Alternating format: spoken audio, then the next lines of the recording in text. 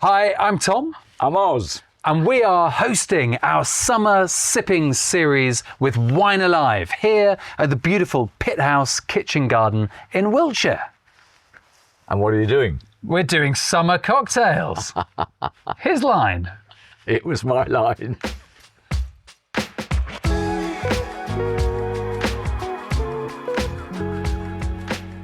So Oz, we are doing summer cocktails and I've got a range of amazing spirits, fortified wines, vermouths for us to try, all sorts of things.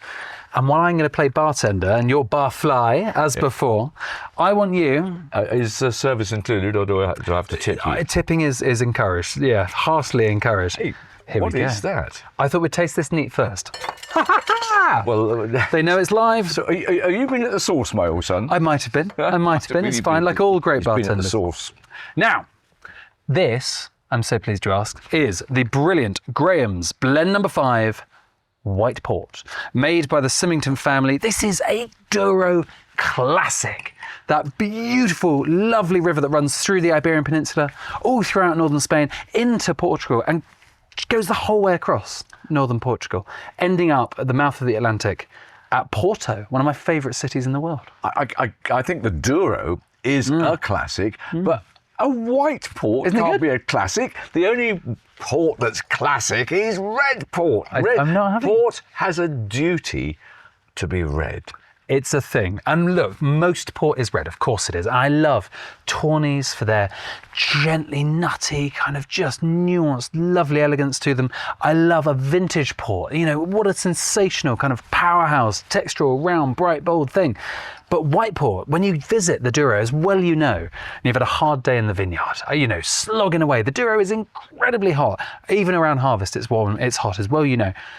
You need something refreshing. You need something as a palate cleanser. What are you going to drink? You're not going to go and have a vintage port, are you? You're not. All right, you've been slogging away through the vineyards. And by the way, they are the most beautiful vineyards you'll ever come across in your life. But they are steep. How they get anybody to work in the vineyards is beyond me. You do get into the shipper's house, which is an old veranda place with everything is cool and calm in there, and they do offer you a drink. And what you're really saying is, I would die for a gin and tonic. And what they're saying is, no gin, got the tonic, port and tonic. And they do give you white port. Now, until recently, there was only one brand of white port in the British market. It wasn't exactly a bestseller. Nobody drank it. The only time you drank it was when you went to Portugal. And I have to say, after a day slogging through the vineyards, anything with tonic was going to taste good. And to my amazement, actually, white port and tonic really works. It's an amazing thing. And like you say, so it's the alternative to a G&T, Oz. And what's nice about this is it's much lower alcohol. This is 19% alcohol. Gin's 40. So you get double the fun. You can have two of these things for the alcohol of one. You get half the fun, but you get twice as many port and tonic. Exactly that. It's great. And so, you know, I think, you know, what we've got to talk about here, we've got to talk about how it's made. Red port is made by macerating in beautiful lagaras, big pools, you know, stomping around. You've seen people in their pants jumping around to music. Yeah. It's a thing. Maybe that was something else. So they're making rich, rugged, intensely flavoured, you know, red ports. White port's quite different. This is Malvasia fina. This is a muscat as well. You know, grapes, white grapes grown on the steep hillsides of the Douro, picked for freshness, really, and for aromatic quality, not shown any wood whatsoever, right? It's kept super fresh, but still fortified. Fermentation stopped by adding a high-strength alcohol, so you get this gently sweet, just off sweet, very fresh, very aromatic, very fragrant style of white port. It's a delicious thing. So the red port, you stomp all either mechanically or people to get all the colour out and to get the richness and the tannins and all those things. You then ferment it And the objective is you want it very sweet. Yeah. So you only ferment it for a day or two, is that right? Yeah. And then all the sweetness of the very ripe grape sugar Yes. is then kept by, you throw in the monumentally strong spirit, Yep. and the yeasts just go, and they're stunned into inaction. So Absolutely. all that grape sugar is really rich in there. Exactly. And for white port, this is much less sweet. This is half as sweet. Half as sweet. Is that, Totally. Does that mean it ferments for longer? So it ferments, I think, a little longer. Basically, the sweetness in port is the amount of grape sugar that the yeasts haven't eaten. So I reckon that the white port, they let the yeasts go on eating a bit longer. It means there's far less sugar left. Because after all, a port, like any wine, if you let the yeasts keep going, they eat all the sugar, and that's why most wines are bone dry. 100%. Yeah, so I see. And then it doesn't go into wooden barrels. Doesn't go into big barrels. Bottled off ready quickly. to go. Exactly that. So it retains its aromatic. I see. And two really good grape freshness, varieties. brightness. Exactly. Yeah. Malvasia, wherever it's grown, I think is an amazing grape. And then you mix it half and half with tonic. I've got the brilliant Luscombe's here. They're lovely light tonic. The whole range is really, really great. We love Luscombe's. And I've mixed it 50-50 of the Graham's White Port alongside Luscombe's. And don't you drink it yet, Oz. I've got to go into the kitchen garden here. Look at this. Essential addition. I've pulled out a whole mint. Is some mint. Yes, Look at that go. Don't worry about the couple of ants on that, Oz. That's absolutely fine. And a centipede and a caterpillar. Bit of lemon. Yeah, and a moth. Little bit. Oh, and there's a slug on the bottom side there. Come on, Bill. I can cope. So, so you've got mint, adding to that aromatic complexity. Oh, it's Imagine you're in the Douro, slaving away, nice hot afternoon. As against spending my afternoon with you. Exactly. In England. Exactly. In a beautiful garden. What a joyful thing it is for you as well. Come on. And a white port and tonic too. Fantastic alternative to G&T. Damn it, it works. You're annoyed. You're annoyed that I've convinced you. I'm annoyed you've convinced me, and I believe that this Graham's one is the first port specifically made to go with tonic. Exactly. Even though I don't know what else they did with it in that. the old days. They shoved tonic with it. But that's probably why they just used Malvasia and Muscat, because there's about 30 grape varieties there, or 30 white grape varieties. Bocchino, Rabagato, all of this these stuff. But Muscat and Malvasia makes sense. 100%. Absolutely, because they're both really nice, aromatic, fruity grape varieties. I think that works. It's pretty good, isn't it? It really works. The caterpillar likes it. I like it as well. Now, let me take you somewhere new. You've tried these things before. You've tried their lovely wines. Mallard Point. We've got here their brilliant vodka, and we've also got the gin, which is fantastic, a London dry style. And these are made from leftover Chardonnay. Post-pressing for all the wines. These are sort of, highly sustainable, zero waste vodkas and gins. It's absolutely lovely. Grown right next door to where the great Mallard went 126 miles an hour down the the Stoke Bank at Essendon. And that is where the name comes from. Fastest steam engine ever in the whole history of the world. And it's a record which will never be broken. And that's why it's called Mallard. But look at these bottles. Look at those, Tom. Aren't they great? They are What are they made of? obsessed by reusability, not just sustainability and regenerative and all this kind of stuff. Reusability. These are made of aluminium. They are, and they're super light. But you know what? They feel like a bottle. What I love about these is they've not taken away the ergonomic feel of a bottle. You know, you get the same kind of character. They're super light, but they're a bottle. They let you do your Tom Cruise. Cruise. It was quite a good. It was. I tried to do a bit of the Tom Cruise thing. Exactly. I do all of my own stunts as well, which is important. That comes up in another video. Yes. Right. Now, what I'm doing. Not what I'm going to be in, I hope. You're going to be you're going to be the Bond girl to this, Giles. That's going to be perfect. Now, by the way, notice that as well. Yeah. The swing top. Yeah. Again, it's a really good stopper, completely airtight. But reusable. When you buy these things, by the way, you order one of these Mallard Points, and it turns up in its cardboard box, and you open the cardboard box, and inside it there's a label, which is a label which you then stick on the cardboard box. When you've used your gin or your vodka, you send it back in the cardboard box to Mallard Point.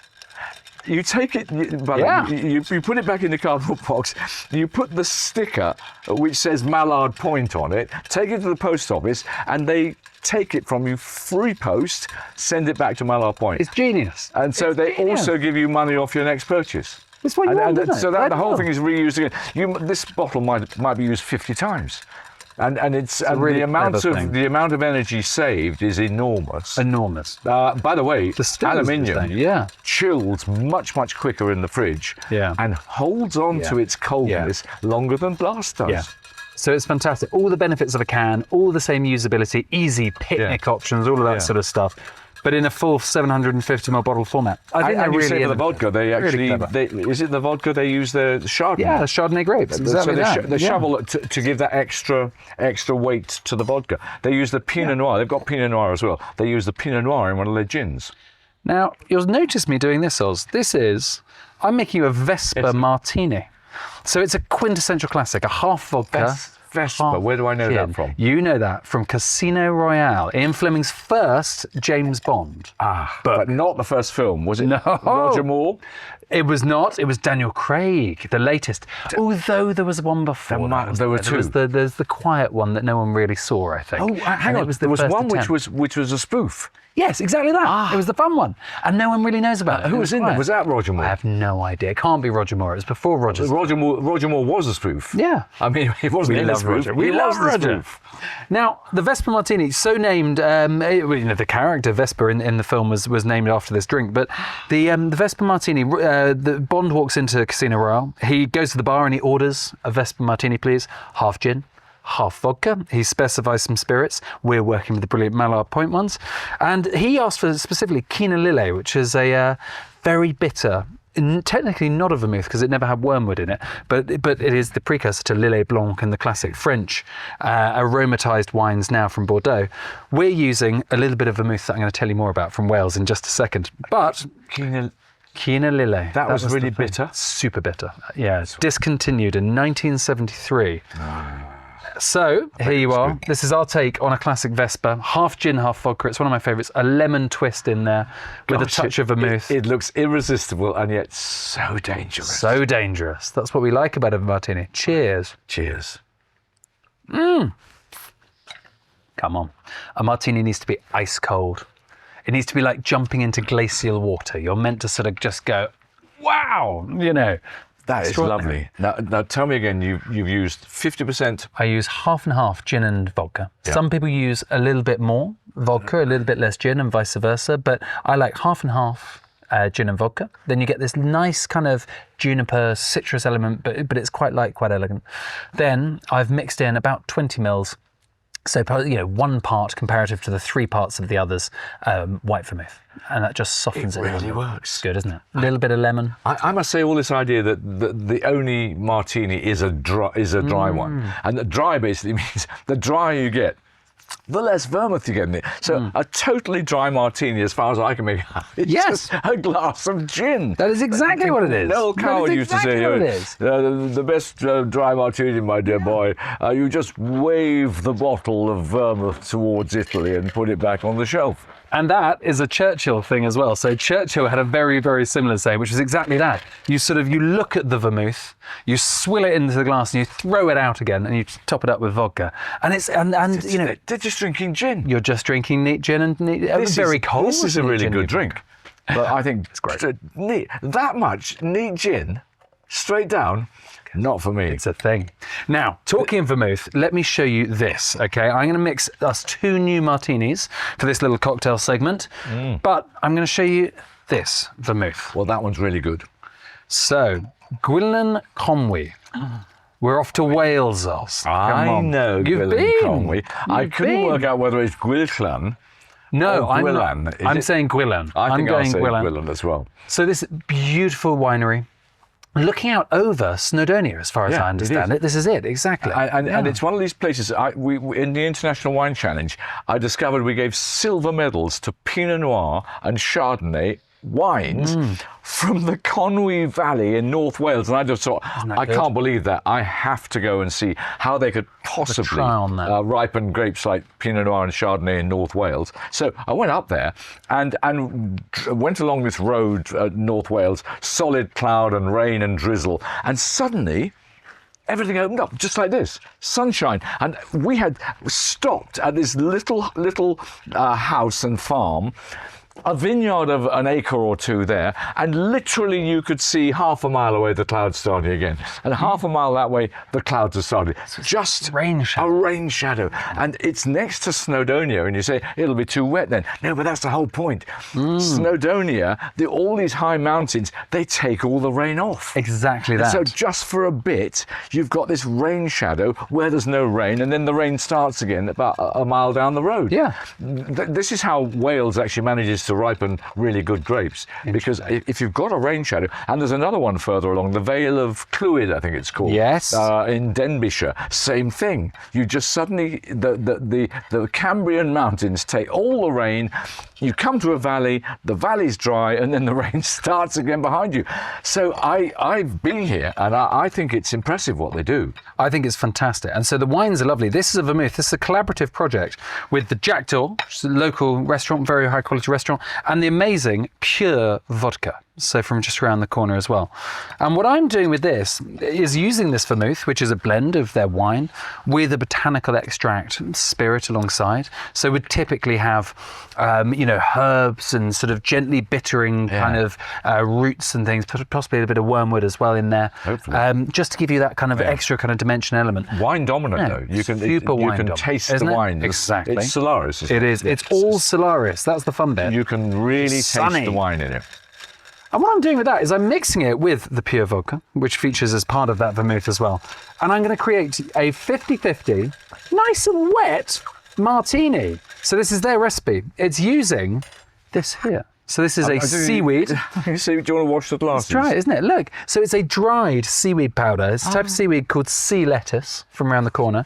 And what I'm doing as well is we've got Halen Mon, the amazing Anglesey sea salt. And I'm tossing a bit of that into the stirrer as well.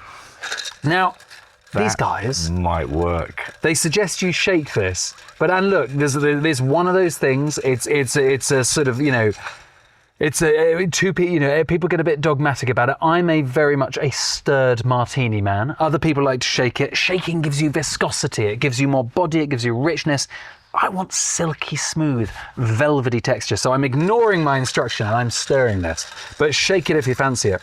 Crucially, once again with all martinis, just get it really cold. Not too dilute, you need loads of ice in there. And here we go. I noticed the guy at Gwinllan Conwy says that the flavours are supposed to evoke the freshness of the waves crashing against the North Wales coast. So that's the challenge.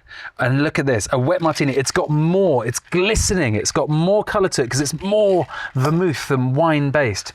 And then much like our Vespa before, a little bit of the salt will just have started to dissolve, but just a little. So you will end up with that lovely coastal style alongside it. Let's give it a try. Oh, I don't mind it, Oz. It's got more richness. It's much more vinous because it's 50-50 vermouth and vodka. And the seaweed salt works. It does makes work, a bit of a mess of your teeth. Yeah. But once you've got past that, don't look at your teeth. It's causing trouble. Look at this. It's absolutely delicious. I love the fact, like all great wine-based things, it's of its place. It speaks of where it comes from. That is a very delicious drink. Perfect. But it's interesting. The vermouth is quite dominant. It is. It's quite a dominant. And I think it's because the Solaris makes really powerful wine in North Wales. I think you're bang on. It really comes through. How good is that? Perfect summer cocktails, really Oz.